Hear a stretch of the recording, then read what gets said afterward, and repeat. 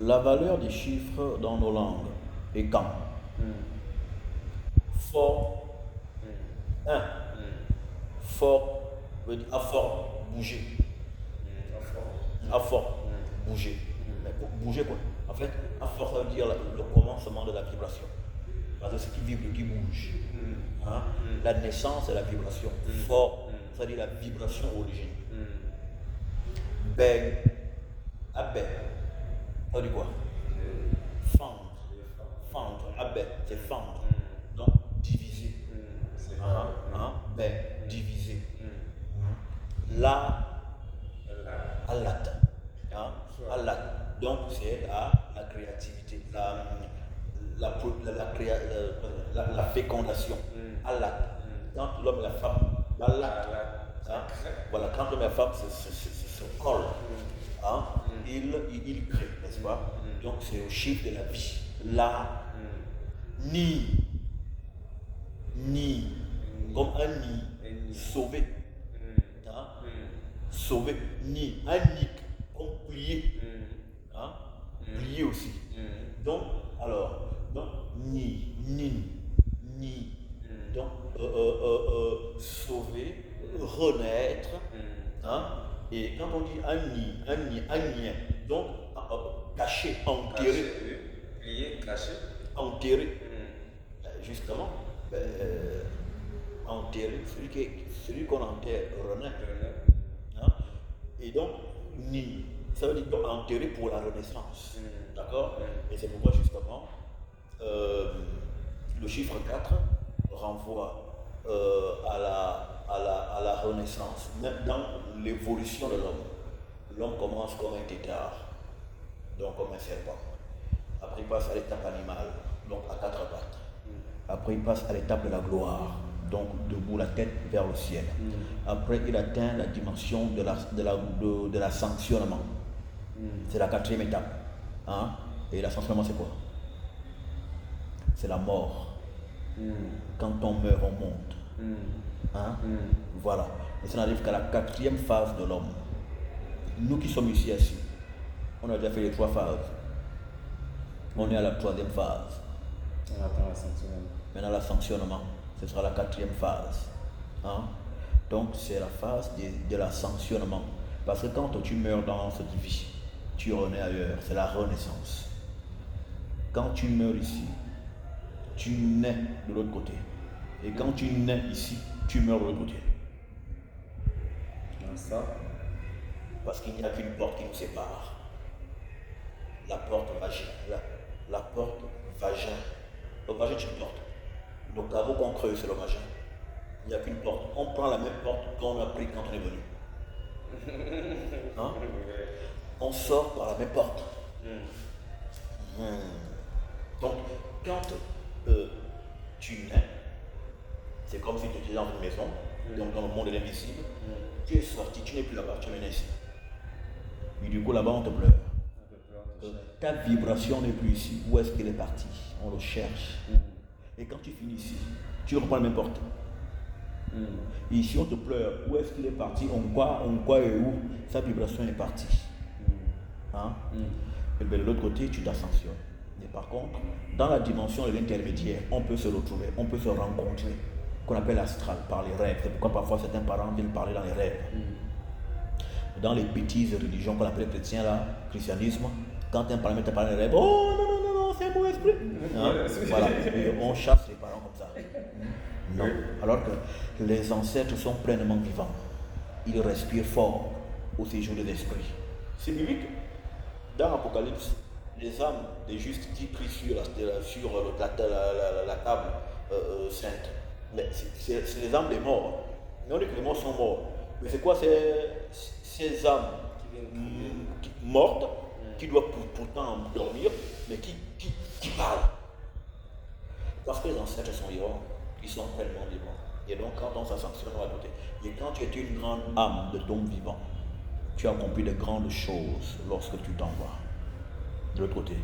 C'est pourquoi, par exemple, comme tantôt je l'avais enseigné, lorsque les gens pratiquent, notre peuple est tombé parce qu'ils pratiquent mal la haute sorcellerie de Dieu.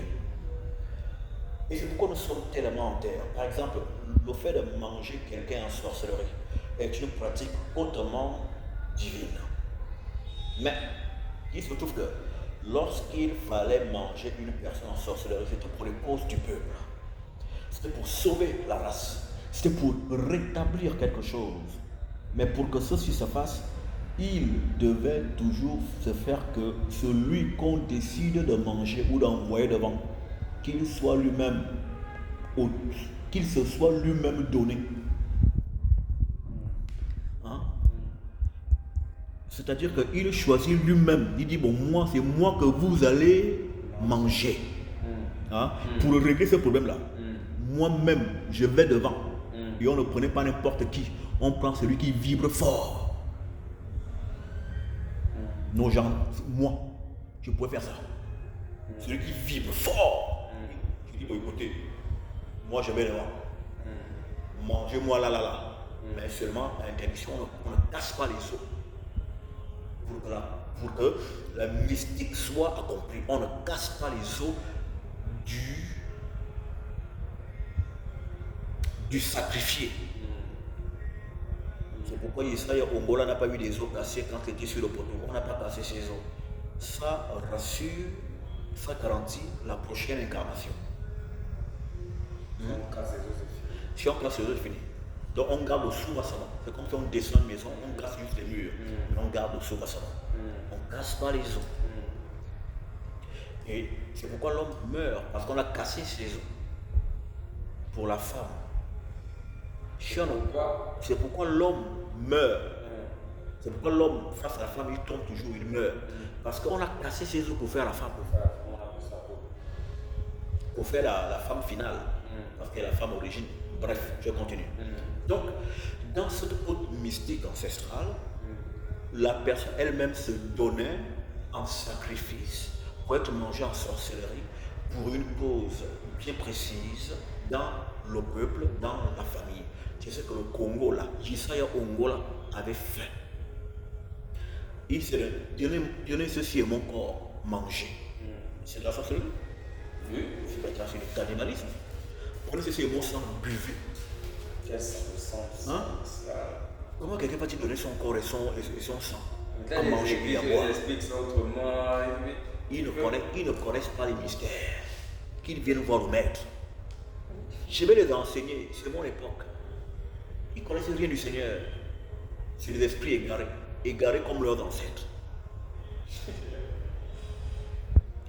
Quand ils viennent de manger le corps et boire le sang, là il peut être sacrifié en toute justice. Et quand il parle là, quand il parle là, c'est lui qui va maintenant sceller la chose là-bas dans l'invisible. Et le peuple reste bien. Lui-même il devient un ancêtre. Et du coup on peut accéder en lui par l'invisible. Je lui demandais comment tu te portes là-bas de côté. Maintenant aujourd'hui, qu'est-ce qui se passe? Alors, donc, pour faire ça, il fallait le consentement de celui qui doit être sacrifié. Mais aujourd'hui, qu'est-ce qui se passe? Il n'y a pas de consentement éclairé. Je vois qu'on croit être intelligent. Il dit pourquoi il est intelligent? Hein? On se retrouve à terre, mais pourquoi il est intelligent? Non, il ne peut pas être intelligent quand même. Cherchons à le manger. Ils vont chercher un consentement parce qu'ils ne peuvent pas te manger s'il n'y a pas de consentement. Ils vont te manger par un consentement détourné parce que tu es un enfant, tu es naïf. Tu vas dire bon oui. Ils vont te manger sans un consentement avéré. Donc ils vont utiliser les lois spirituelles à tort et à travers. En mangeant les enfants des gens en sorcellerie parce qu'ils sont intelligents, en bloquant les vies des gens parce que les gens là sont si ça, en pratiquant, en utilisant mal la haute connaissance ancestrale de nos pères et de nos mères.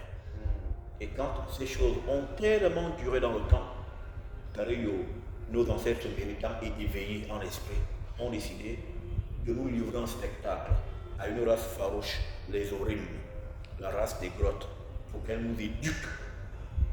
Parce qu'étant devenu un peuple très bête, méchant, méprisable et sans valeur mystique, morale et sociale.